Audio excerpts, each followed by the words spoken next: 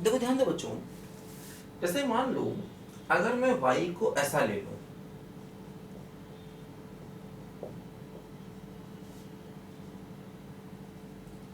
मान लो मैंने y को ऐसा फंक्शन मान लिया। देखो फंक्शन तो डबल वेरिएबल का है, लेकिन इसकी लोअर अपर लिमिट मैंने कांस्टेंट कर दी, है ना। अब देखो मैंने बताया था लेबनीज रूल में लोअर अपर लिमिट दोनों एक साथ कांस्टेंट नहीं हो सकते थे, क्योंकि अगर कांस्टेंट हुए तो उसका डिफरेंशिएशन जीरो हो जाएगा। फिर जैसे कि मान लो हम ये क्वेश्चन ले लें, इंटीग्रल 0 to π/2 और sin t dt मान लो ले लें हम। तो अब देखो इसकी जो भी वैल्यू आएगी वो कुछ ना कुछ कांस्टेंट आएगी, तो इसका अगर हम डिफरेंशिएशन करेंगे तो वो जीरो हो जाएगा, है ना।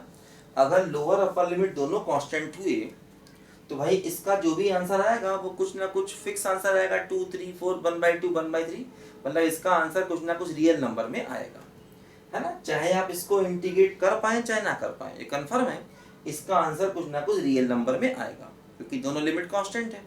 तो अगर आप इसका डिफरेंशिएशन करोगे तो जीरो हो जाएगा। लेकिन देखो डबल वेरिएबल में ऐसा हो सकता है कि अपर लिमिट और लोअर लिमिट दोनों ही कांस्टेंट हो जाए, है ना।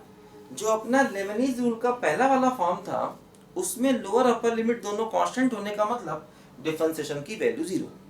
लेकिन जो अपना जनरल लेबनीज रूल था उसमें फंक्शन अगर डबल वेरिएबल का था तो ऐसा पॉसिबल हो सकता है कि दोनों ही लिमिट कांस्टेंट हो जाए। देखो जैसे यहाँ पर दोनों लिमिट कांस्टेंट है, मान लो हम इसको डिफरेंशिएट करना चाहते हैं x के रिस्पेक्ट में। देखो अब हम इसको डिफरेंशिएशन x के रिस्पेक्ट में करेंगे, t के रिस्पेक्ट में नहीं, क्योंकि देखो जब आप इसको इंटीग्रेट करोगे तो t की जगह upper limit minus lower limit आ जाएगी, लेकिन x बचा रहेगा। इसलिए इंटीग्रेशन के बाद ये x का फंक्शन होगा, है ना। ध्यान दो, क्योंकि जब आप ये कह रहे हो कि भाई ये लिमिट किसकी है, ये लिमिट t की वैल्यूज है, तो जब आप इसे इंटीग्रेट करोगे तो पहले t की अपर लिमिट माइनस लोअर लिमिट रखोगे, तो क्या होगा, t तो खत्म हो जाएगा, लेकिन इंटीग्रेशन के बावजूद भी x बचा रहेगा। तो जब x बचा रहेगा तो ये पूरा का पूरा x का फंक्शन होगा, और जब ये x का फंक्शन होगा तो हम इसे x के रिस्पेक्ट में डिफरेंशिएट कर सकते हैं। कैसे करेंगे, देखो वही तरीका, इंटीग्रेशन के अंदर गए, पार्शियल डिफरेंशिएशन किया,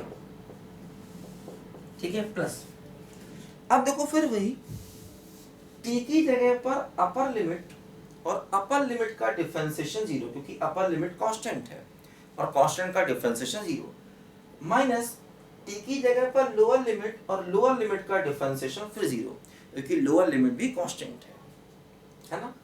तो सिर्फ देखो हमारे पास ये बचा रह गया, dy/dx integral a to b del y del x f of x t dt। तो कुछ लोग इसको एक नया रूल भी कहते हैं, हालांकि नया रूल ये नहीं है, ये वही लेबनीज रूल की जनरल फॉर्म से निकला हुआ एक और मेथड है ना।